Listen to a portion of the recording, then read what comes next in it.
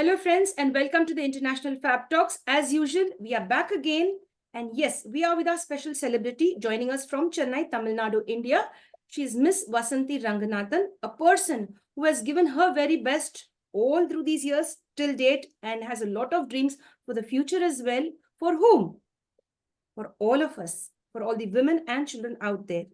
She's been focusing a lot on bringing a lot of changes in the mindsets of people and as well as in other areas as well, be it the academic, be it the career sector, etc. Let's get now started and introduce our guest and welcome her. Join me, friends, to introduce our guest.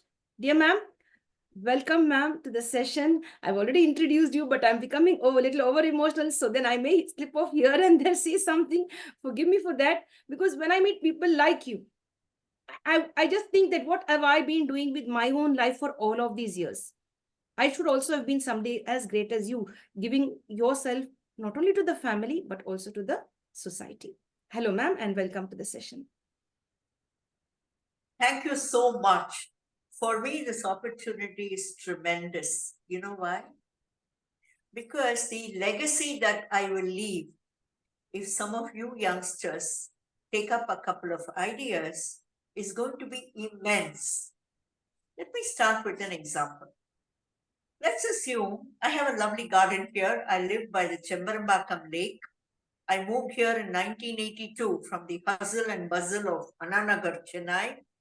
And I work in about 30 villages with all the children and nature and things. So when I go out into the garden and put a wee little plant, beautiful plant, with a lot of, let's say, manure, water it daily and the sunlight comes on, I'm not sure it will grow well. It depends on so many other factors. However, when I walk along the road, I look up and I suddenly see a big tree or a plant coming out of some broken structure. I always wonder, who put this plant there? Who watered it? Who made sure that the goats did not eat it? But the plant is there. So that always tells me that if you and I have to have a good life, the community should be a good one. All the nurturing the parents can do in their own homes, or all the teaching the teachers can do in their classrooms, may not exactly be that effective. However, if we had people around us in the community who had values, ideologies, skills, that is the legacy you and I should leave behind. And I have had great opportunities through my entire life, be it in school, college, or thereafter, to reach out. And believe me, many of people who either learned from me or who just saw me and picked up a few ideas have done far better than I ever could have. And that is the satisfaction I carry. May I go on to talk about, triggers? What makes an individual start doing what he or she is doing? Are we looking for the right kind of triggers? Way back, I come from a family where all the girls are brilliant girls. They wear a lot of jewelry, lovely saris, get married to IAS, IPS kinds of officers within the family. And everything is fine. And all the men are, brilliant people. Somehow my dad always used to ensure that I sat with the men and ate. And he somehow believed that I should have every opportunity. Fortunately or unfortunately, I also got married at 16, but I chose who I want to get married to. That person was a poor man, didn't have much education because he had to bring home the money to eat. And he started by pulling a cart of vegetables when he was 8. When we fell in love and got married, all he said to me was, your education should ensure that many people should get educated and be good people who are willing to share. Because education, believe me, is a legacy that you will leave behind. If I reflect some of the ways my teachers have worked with me, it means it is their legacy. I could have made it better, but I drew it from them. And this man, he believed me so much that I went to full-time college, BA and MA English full-time. Had my son in the final year of college. I went pregnant to college. Interestingly, Miss Matthew was the principal, and she's a wonderful person, but very strict. And my lecturer, Dr. Sita Udupa, she was also pregnant. Our kids were like a week apart. So she had all her classes on the ground floor, whereas I had to climb 2-3 floors for the classes. So I used to be very angry. And when I asked Miss Matthew, she said, but you're a student, you're not expected to get pregnant in the final year.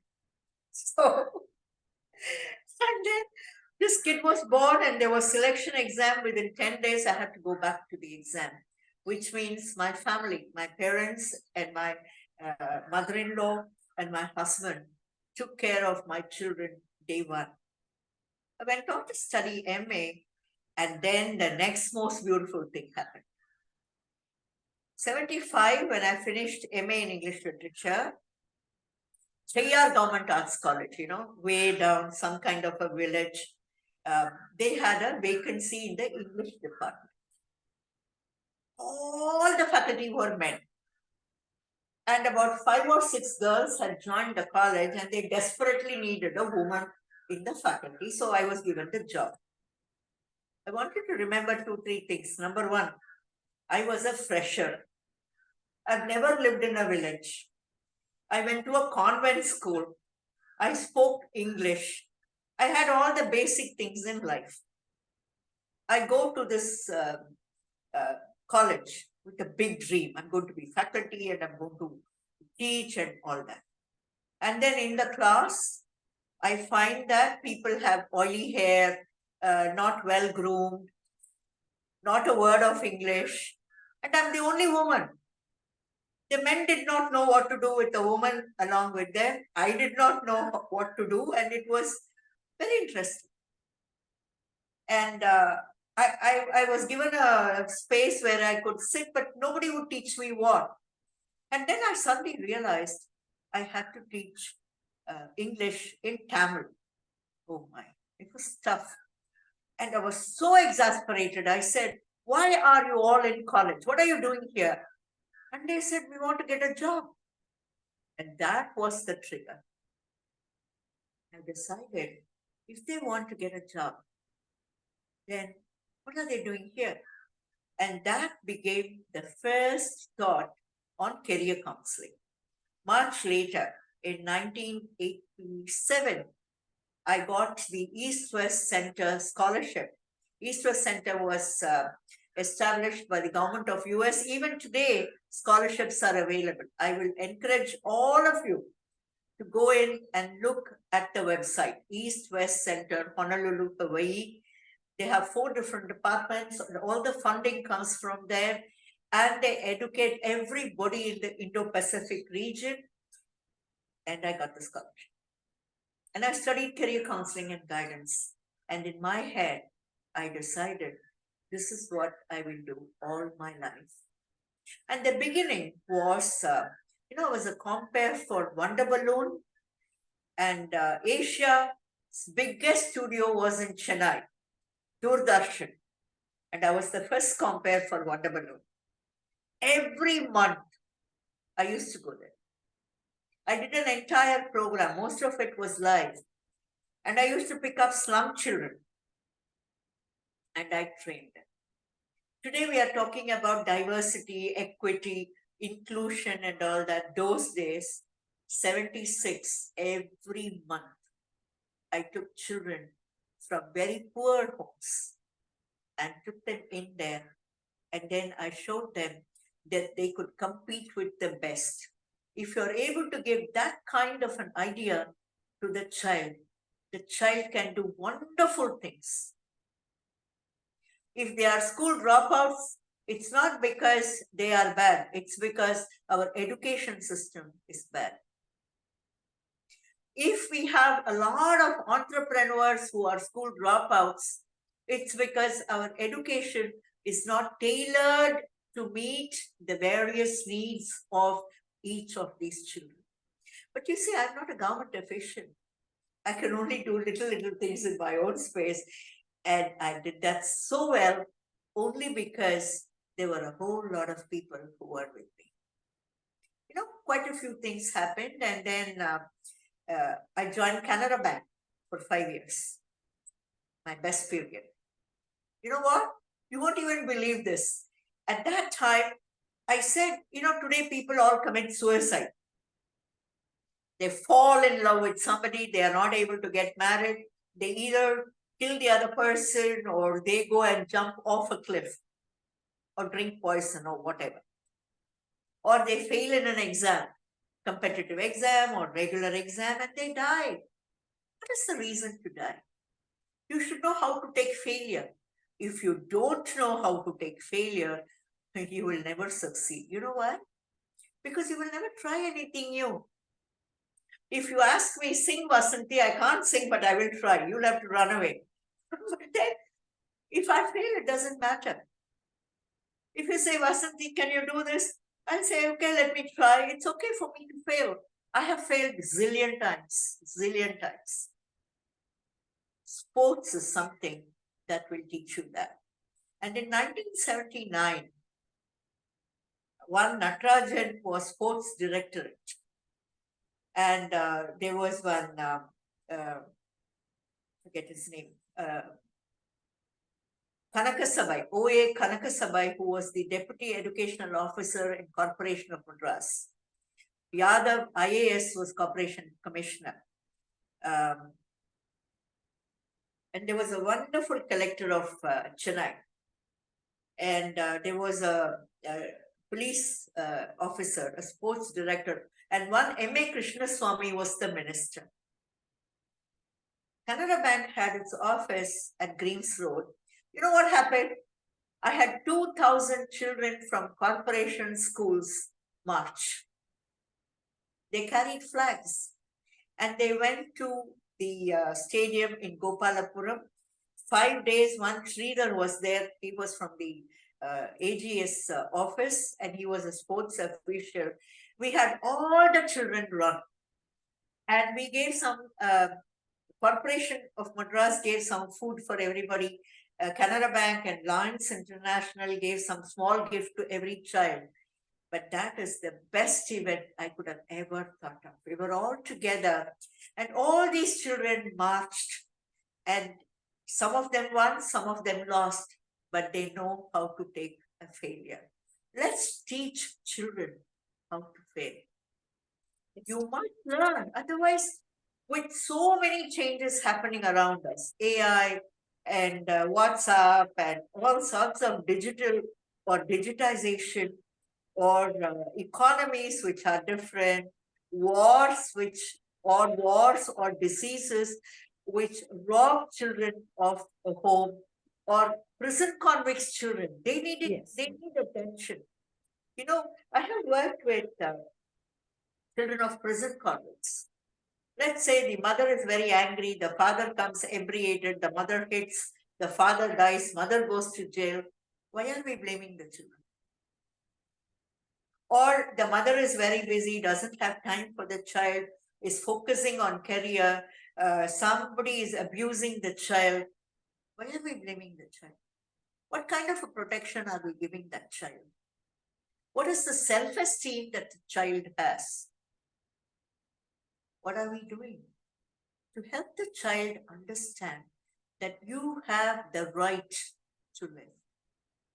You have the right to develop your skills. And who are your role models? Where are they getting their values from? When I was a little kid, we had a whole lot of, let us say, moral stories, upanyasams where we went, and our parents used to tell stories. We should do a whole lot of storytelling. Now, let me talk about a couple of interventions that I have already launched and how it works and what I'm planning to launch again. I have done a lot of teacher education. I've done a lot of parent education. I developed trainers, and Rotary movement has been remarkably helpful, remarkably. And I hold a very, very high office with Rotary International Chicago. We are three of us who are called technical coordinators, TRF. And to Rotary, anybody can give a donation and they get recognized. Any Rotary club can do a project. They give a whole lot of scholarships. I told you, I went as a Rotary Ambassadorial Scholar in 1983, sponsored by Rotary Club of Ambattur, and I came back and joined the Rotary Club of Ambattur. Today, I'm a member of the Rotary Club of Ambattur, and I hold an international position. About 540 districts plus all over the world, we are able to help them understand how the grant works. What is the grant? I will tell you in a little while.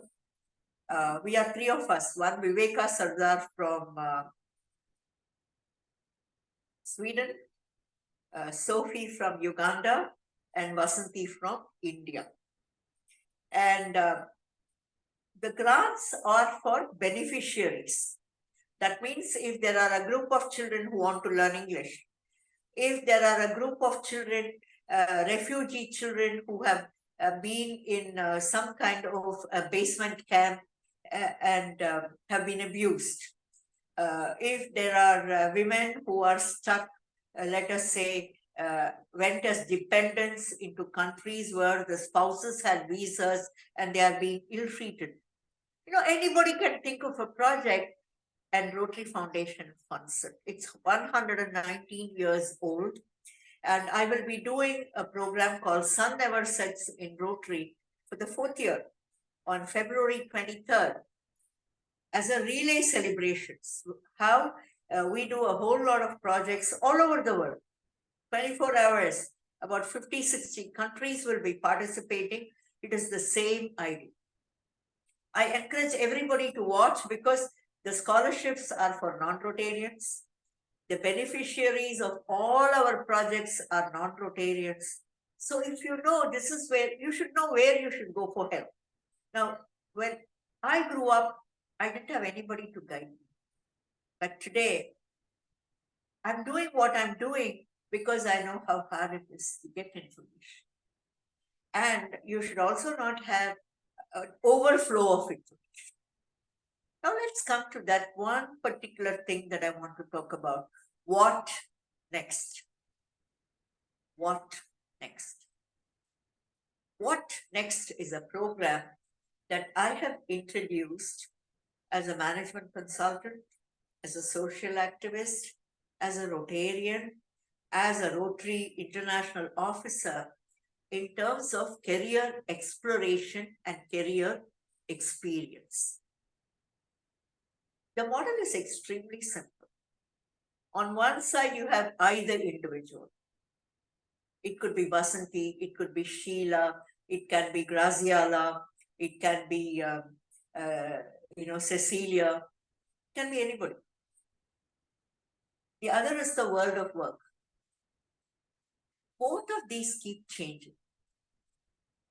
If somehow I have something to find out the changes that are happening in me, and if I have some way of finding out what kind of changes are happening in the world of work, and if I try and find out what is the education that will connect me with either individual and the world of work, that is the combination that will give you a great career. Number one. Number two, for example, I go to a restaurant and I order some food, let us say. I have paid 50 rupees to have something that comes on the table, and I suddenly realized, oh my God, I don't like it. I have two options. I have big money, so I better eat it. Or to reverse and order something that I like. Most of us who get into careers, I think, are like the first one. I studied this, I'm stuck with this all my life. I don't know how I'm working, why I'm working. If you don't know why you're working, very, very sad. If you're able to put your love and passion into your job, you can do much, much better. Why are we afraid to reverse our decision? There's another reason why we should change our. When I first went to the US in 1983, first time I was going out to a country where, and you know what? I was going on a scholarship and I was going to the University of Connecticut to Hartford, where you had a lot of Black population and white population. They also don't know Asian populations. And there was a lot of snow. And the first thing I had to learn was not to walk in the morning because somebody can carry me off. So I have to stay in the room. Number two, I should not ask for vegetarian food because if I ask for vegetarian food, they'll only give me leaves and salads. They won't even give me rice. So I used to sit there and look at the next plate where there was some rice and no rice for me. Oh, that was learning. And then I touched the first Apple computer and I didn't know typing. I had to work on my thesis. So I learned. If I am willing to learn, even today, I'm willing to learn. You know what? I don't want to be left out. It's like in Alice in Wonderland, Alice will go and the Queen of Hearts is running. Alice will go up to the Queen and say, hey, stop, stop. I want to talk to you. And then Alice will say, no. You continue. If I stop, I will be left behind.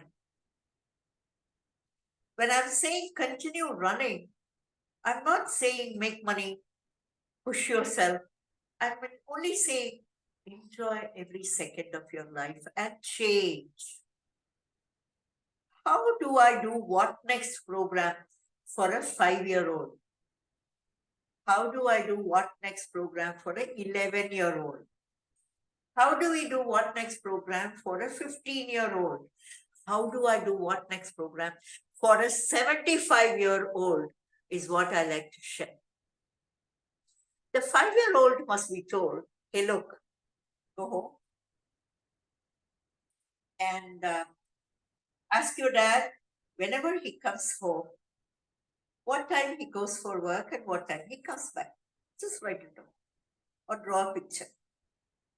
Let's assume the father is a call taxi driver, or the father works in a mall, or the mother works in a mall, or somebody works in the mall. These people will be working during times when you will have Pongal holidays, Diwali holidays, some holiday, Christmas holiday. Right?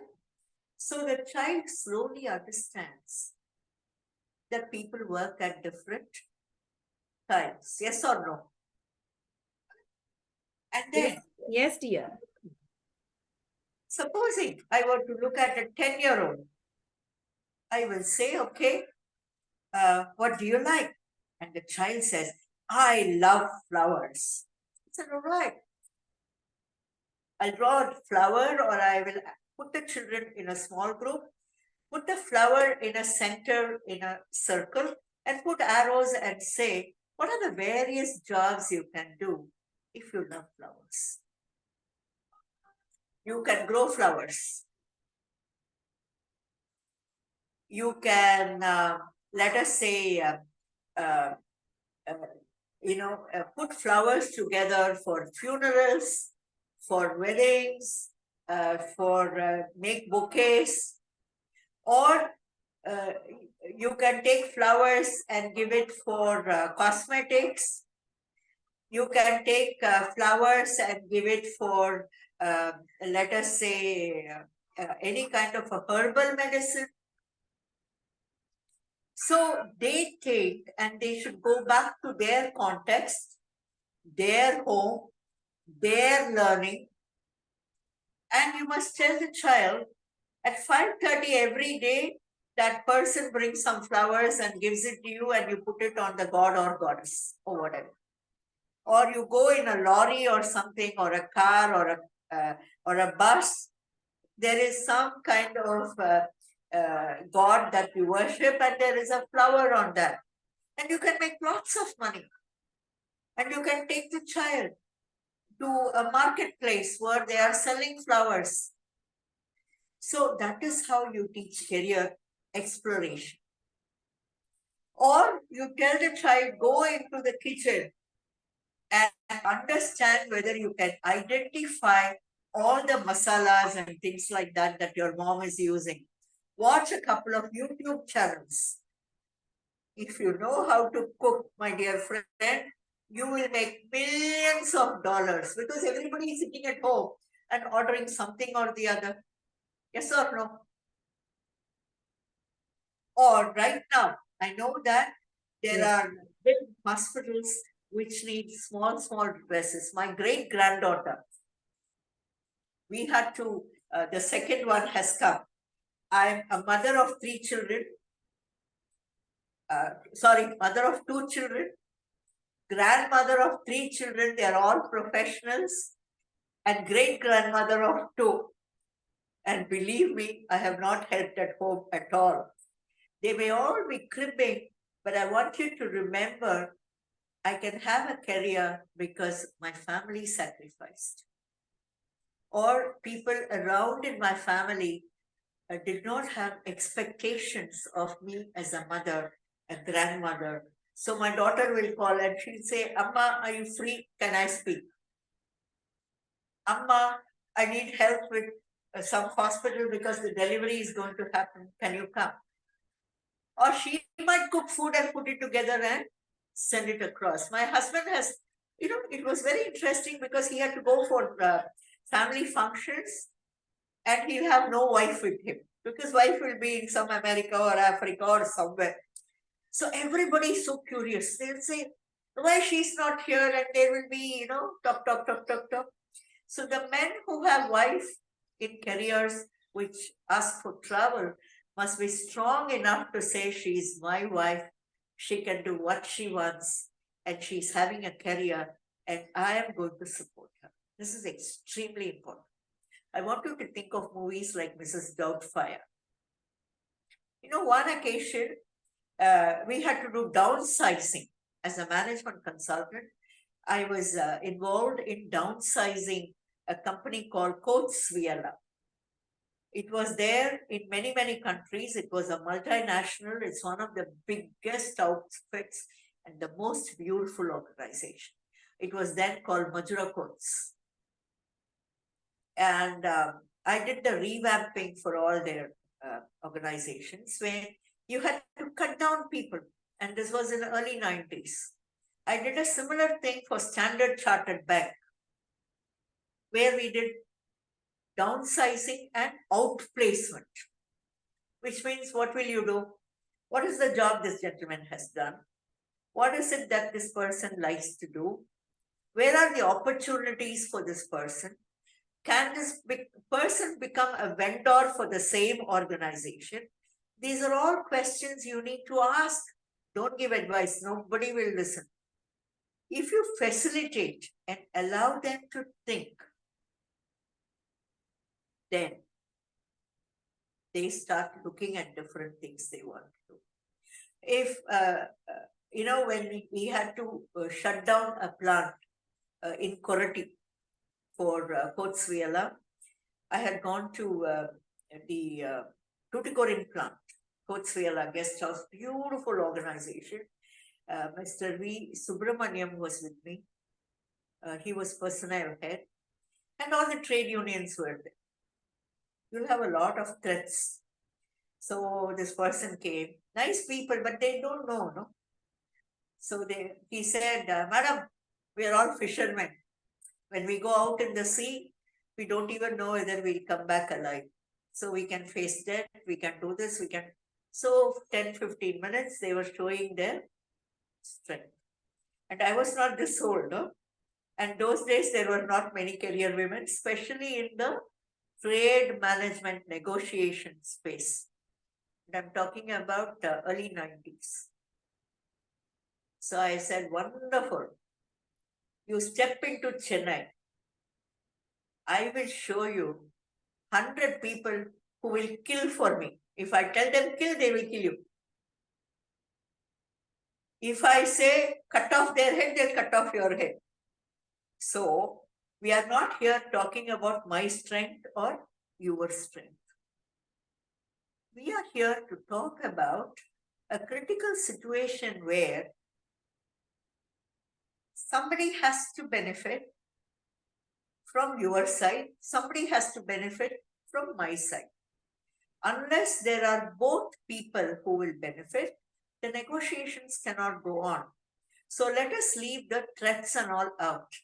Then we will talk. Within 10-15 days, we were able to arrive at a fairly comfortable settlement. More than ego, I think the ability to respect each other, agree to disagree on certain things. You cannot get your way in everything. Is extremely important. I want to tell you a couple more incidents. Being a woman is not easy, not because men are bad guys. Huh? Men are good, but they don't know. They know how to deal with mother, a sister, a wife. They don't know how to deal with boss, peer, consultant and all. This is very interesting. And everybody has a perception of, who a woman is or what a woman is like or something. I'll share with you two things. One, I was going to Andhra Pradesh paper mills in Rajahmundry. And that was almost immediately after I came back from the US. I had my company called Flicker to Flare Consultants Private Limited. I will explain that company's name in a little while. So I got down at Rajahmundry and I was looking around. I always wear jimki, long hair, lots of flowers, martel. I like Indian dress and Indian jewelry, and I'm an American return person, 6 years. And that is the biodata they have. I came out and I was trying to figure out how to reach. So I said, is somebody from Andhra Pradesh paper mills here? Nobody came. Finally, I got hold of this person and he said, he spoke Telugu and I spoke English or Tamil and we couldn't connect. Then he said, madam, he was, I got into the vehicle and went to the HR. And the HR spoke to him. She was standing next to you. Why you didn't pick her up? He said, you told me she's coming from America. So I thought she'll have short hair. She looked very American and all. So that is perception. He's not at fault. I'm not at fault. So when you have communication problems, sort out the perceptions. Unnecessarily, we get into trouble at home, with the neighbor, with the friends, with the company, with the boss, everybody. Another very interesting thing. I had the most beautiful guest house and I had to go to the factory. So I was at the factory. Then tea break, I said, I need to use the restroom. So I said, good. They said, good. Immediately he calls up the security. He said, send the car. Madam wants to use the restroom. Then he calls the guest house. Madam, the whole world now knows that I have to use the restroom. I was very embarrassed, but what to do? So I went and I came back. Then I told him his name was Bhaskar, a wonderful person. And I told him, sir, in the afternoon you don't do it this way. Can we figure out another way? He said, okay.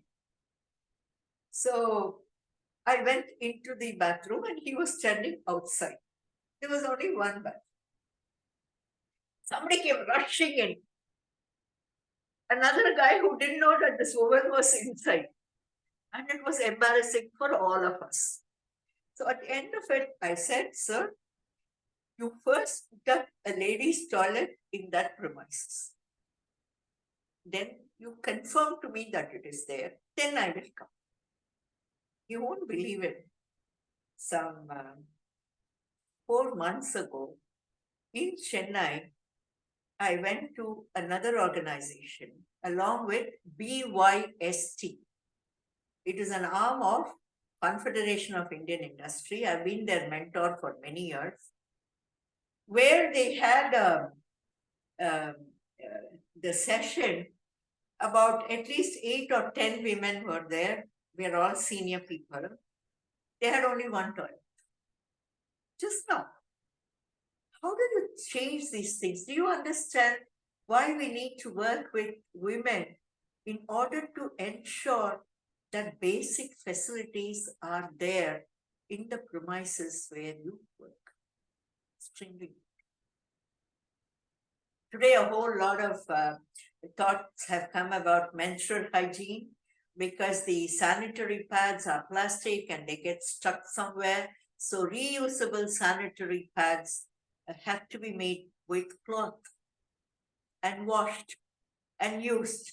Not only it is economically beneficial, it will contribute to the well-being of our economy. Now, so when you complete that process, the model is very simple. I, the individual, the world of work, how do I make the connect? So if you sit in the room and you learn how to cut vegetables, you can become a very, very big food supplier, exporting food, making organic food, and so on and so forth. But again, woman, I was going to I used to do a lot of work with the then IPCL Baroda and the Baroda Management Association and the MS University Baroda. Literally every month, 2 or 3 times I would fly into that place. There is a beautiful place called Bhavnagar with Excel Industries. And there was a wonderful consultant. His name is Narayana. He used to connect the Indian thinking to the Western management concepts. And so after I finished the work with the Baroda team, I had to drive to Bhavnagar. So I got into the car. On the way, we stopped at some good dhaba, had some good food, and went into the best hotel in Bhavnagar. So the person checked me into the hotel and he left.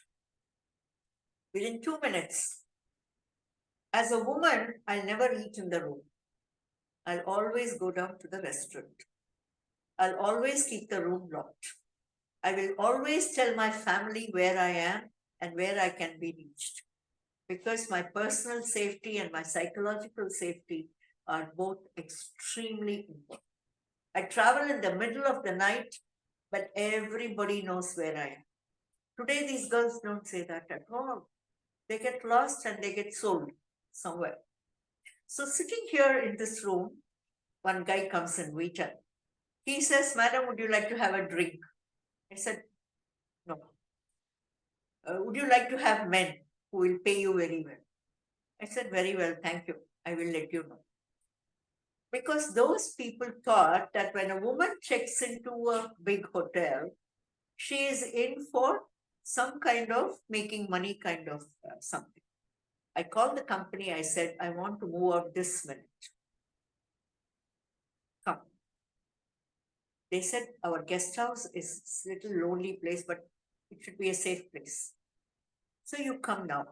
Then the hotel said, "You identify the waiter who will stand here." I said, "If you don't know which waiter entered my room, nobody should ever even step into your hotel. What is the safety you are giving us?" No? Today you talk about sexual abuse in schools, in sports fields, wherever. Always remember, man and woman have emotion. And if they do not know how to handle their emotion, rape, harassment, abuse, all that will occur. So how are you going to educate your women to be safe? Very important question. I'll just explain my management consultancy name, and I will call it today. And the organization's name is Flicker to Flare Consultants. Bharatiyar was my favorite. He wrote such lovely poetry. And I do a lot of work with Bharati's music, song, and things like that. I'm going to say in Tamil. Agni kunjondru kandeen, ஆங்கு அதை ஓர் சிறு பொந்தினுள் வைத்தேன், வெந்து தணிந்தது காடு, தழல் வீரத்தில் குஞ்சென்றும் மூப்பென்றும் உண்டோ. The last line is significantly important.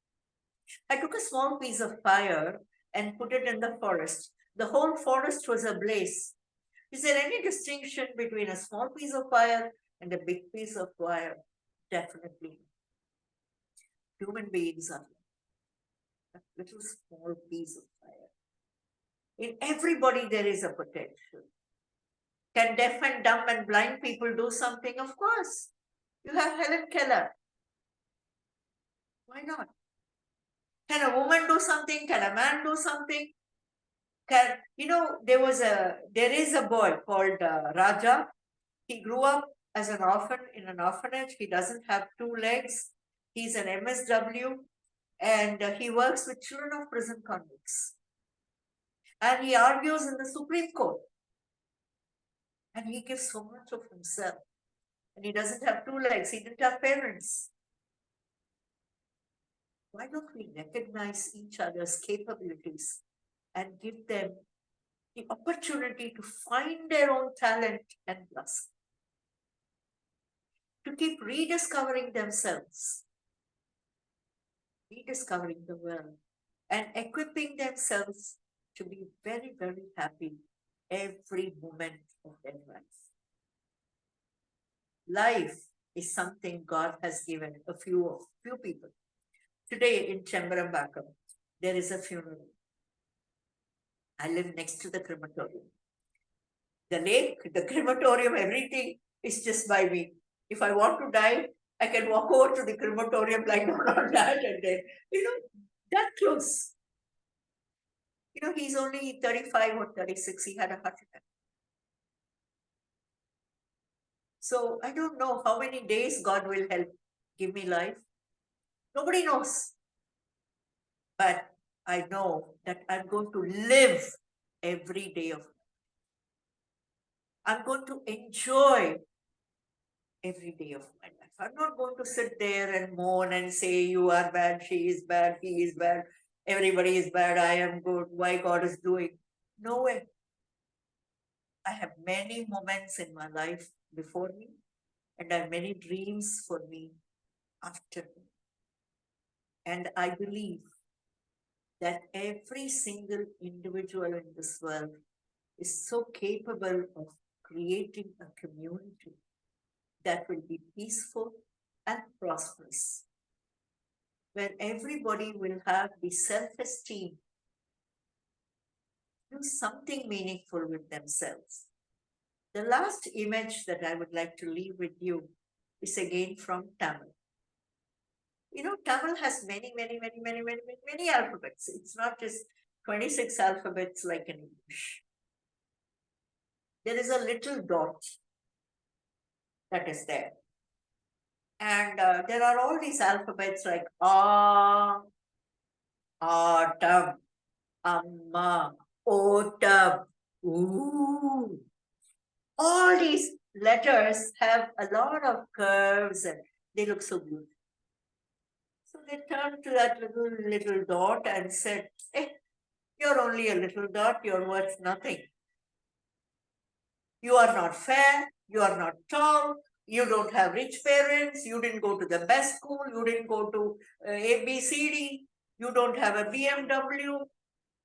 And that poor little dot said one day, oh, very sad, he said, nobody bothers. He teared and went and sat in a corner. He just decided not to do anything. And it's not the computers that we have today, it's that old typewriter. So this person came and he was typing, and every time he typed, he got the word sagadi, sagadi. Do you know what the word sagadi means? Sagadi means mess, clay. Nobody wants to touch sagadi. Had that little fellow worked, the word is sakti, power. Remember, you and I are like that little dot. So much of potential, and we can make a big difference. Go out in the world and make the difference that you really can and you really want. Thank you very much. Thank you, ma'am, for sharing all of your experiences with us. I was very much interested and I was just listening silently. It was a beautiful journey. You took us along. I'm sure there are many more experiences that you have to share. I would like to ask you, if you may permit me to ask you this about ABACUS. ABACUS education, which you introduced this concept in the year 1998. If you could elaborate a little and share about it and its relevance even today too. Okay. I was in Malaysia for some work with an insurance company. There was one Mr. Jayabalan who had taken me there. Normally, what I will do is in the evenings, I will walk along the street to either go to places of worship or to places of education. And I saw 3-year-olds, who are working on the abacus. I'll show you an abacus now. Give me a minute. It's a simple tool. Dear. Thank you. So I was walking with Jayabalan along the street and I saw these children doing this, 3-year-olds. I said, what are they doing? He said, mental enrichment. I said, what is that? And then I learned about abacus. And I said, why would they learn it? And I'm going to explain the concept. We want abilities to develop. Learning ability depends on 3 kinds of aspects. 1, kinesthetics. You touch and you learn. The fingertips are very, very important. If you see in the Hindu culture, we have people touching the beads. In the Christian and Muslim culture also, they have the beads. When you touch something with your left hand, your right brain is working. If you touch with your right hand, your left brain is working. Abacus allows you to touch the bead. And when you engage with both hands, kinesthetic abilities are created. Visual. Supposing I were to ask you, where did you put your maroon color jewelry? You'll immediately think back and you will be able to recall visually, correct? So, learning ability should help you bring back visuals to your mind. So the children are able to move the abacus in their brain. Auditory capabilities. In abacus, I introduced the process where we call out the numbers faster and slower in order to ensure that the mind reconciles to the sound and falls in line with the sound. So in psychology, we call it KBA skills. That's all. So if you used the abacus, your KBA skills will develop. Simple. I did a longitudinal study with Dr. Anuradha for her MD over 3 years at Stanley Medical College for my own company called Genius Education Learning Systems. Nobody else has published a study so far. I also wrote a book. And when I came back to India, we took a franchise from UCMAS. I was there along with 2 Malaysian partners. Abdul Fatah was the Malaysian and he invested. I set it up in India. Jayabalan was our connect. I at that time had my office in the 18th Main Road and I set up UCMAS in 13th Main Road. Why because it was close to my house. The first bank account was in Canara Bank. Why? Because my bank. The first few instructors were from the neighborhood. Why? Because it is close by and nobody will come just like that. They didn't understand this. The building was owned by my junior in school and she gave it on rent.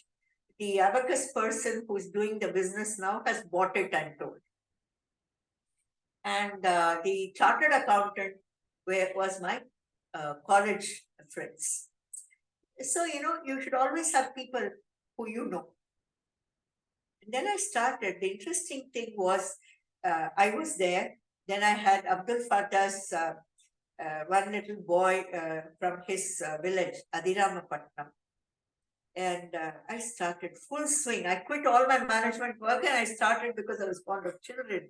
Some interesting things happened. And I charged high. And somebody saw the word mental. And in India, the word mental means something wrong with your mind. So I had a rickshaw bring a child and say, Amma, this person is mentally disturbed. Can you help? So you have to go through a whole lot of difficulties. The man who's sitting there knows nothing of this. In a year, I quit because in my head, they lost the fundamental understanding of ABACUS. Then I went to Indonesia, China, and Japan and started again. And then I said, this time it will not be a franchise system. I developed everybody, 6 states. Today, all my entrepreneurs are selling world over. What kind of entrepreneurs? Course instructors, franchisees, people who make ABACUS, people who run competitions, people who rent out spaces. So many people are making money. In my head, education must be a business. You know why? Have you ever bought lady's finger, okra? We pay 10 rupees and we break every okra to see whether it is quality. If education is a business, the customer will ask you a question. Today, you pay millions of rupees and put the child in a school, some international school, 9th standard, they call you and tell you, take this child away because the child is not doing well and we want 100% results. What's this? If it is like a business, then you can ask questions.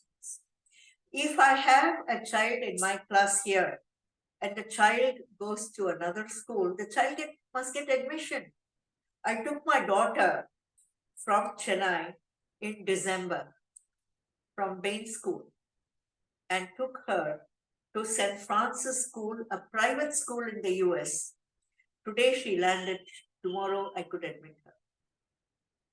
I took my son in subsequently because he refused to come.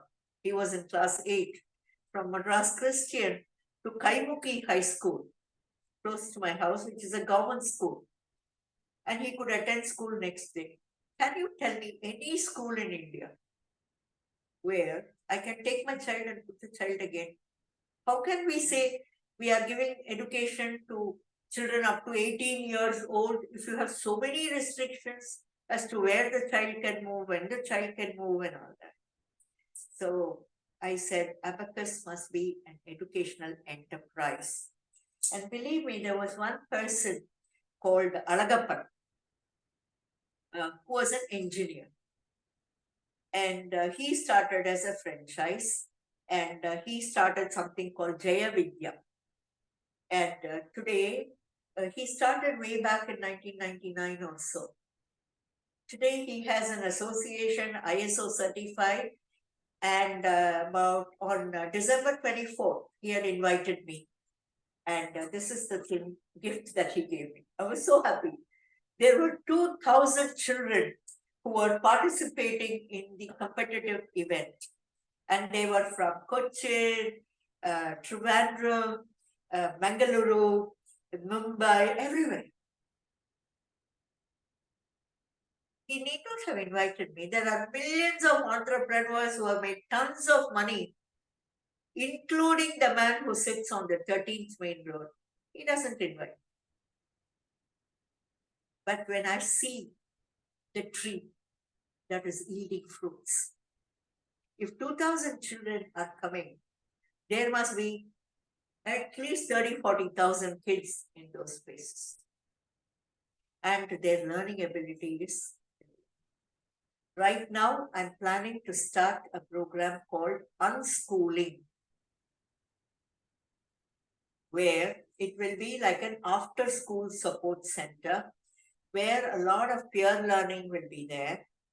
They will learn local history, local monuments, local language, local herbal plant, and explore opportunities to leverage that. For example, in Karaikudi Belt, there is a place called Pillayarpatti. World over, these chettiars are there.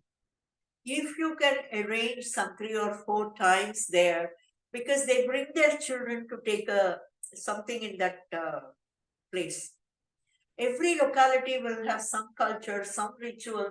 Tourism will be a very big thing. And India has such a rich tradition to offer. Herbal plants, herbal medicine, neem.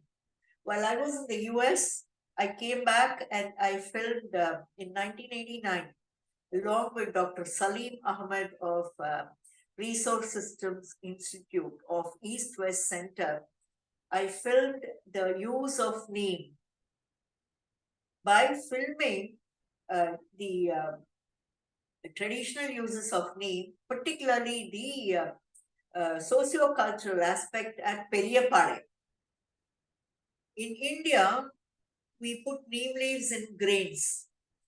We burn neem leaves to get rid of mosquitoes. We grind neem leaves and give it to children for deworming. And if our kids can pick up all these kinds of knowledges, then they can be entrepreneurs worldwide. I think unschooling must get established not only in India.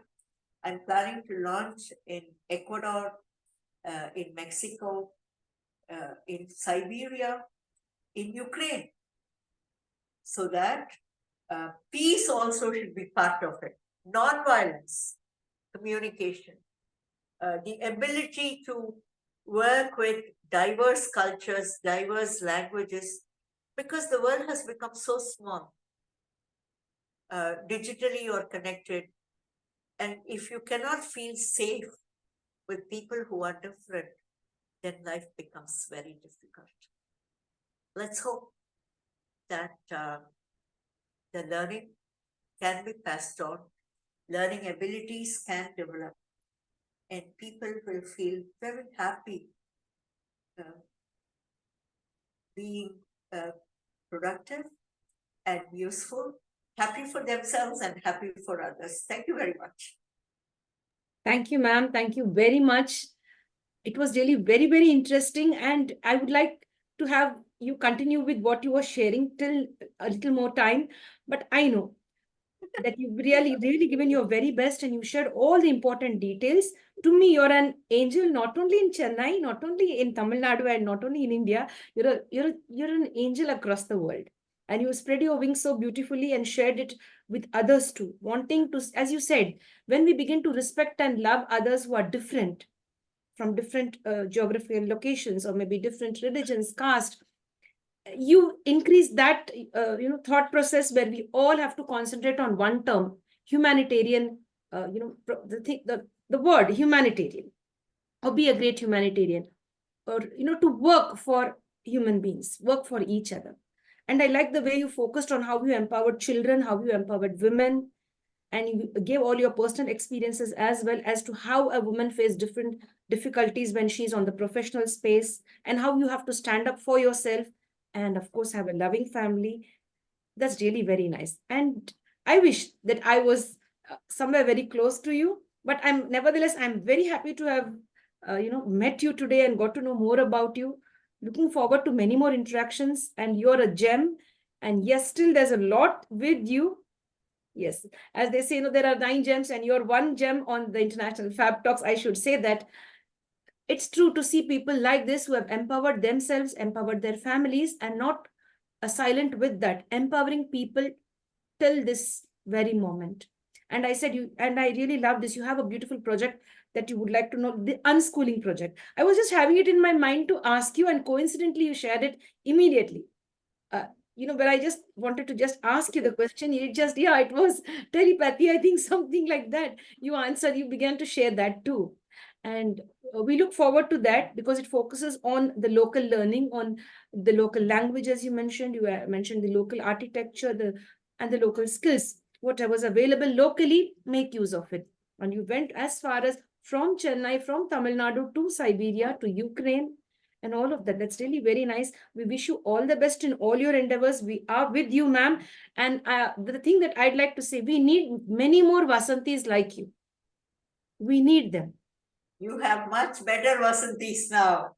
And we have, but ma'am, somebody like you who's been able to endure all the negatives and yet smile, not complain. Smile and take the journey forward. Hold the torch in your hand and pass it on to the other ones too. So we would love many people to come forward to connect with our special celebrity and guest. She's been doing very well all these years on the personal and professional front. Right from 1976, ma'am has been giving her very best as a managerial consultant and as well as a teacher educator and a protector, you could say. Such people are protectors of the human race. Thank you very much, ma'am. Looking forward to many more interactions. I'm just happy and delighted, and I should really thank Chidambaram sir. Otherwise, it will not be fair. Chidambaram sir, thank you for enabling me and the International Fab Talks to connect with Vasanthi ma'am, who is really a gem. And of course, Chidambaram sir, you two are one gem and a special person too. Thank you, ma'am. We are associated for many years and real good friend. Thank you. Bye for now. Yes, dear. Thank you, ma'am, very much. Stay blessed and stay connected. My dear friends, with this, we come to an end to the International Fab Talks for now. We see you soon and be connected. We promise to bring back our special celebrity again, Miss Vasanthi Ranganathan. Thank you, ma'am.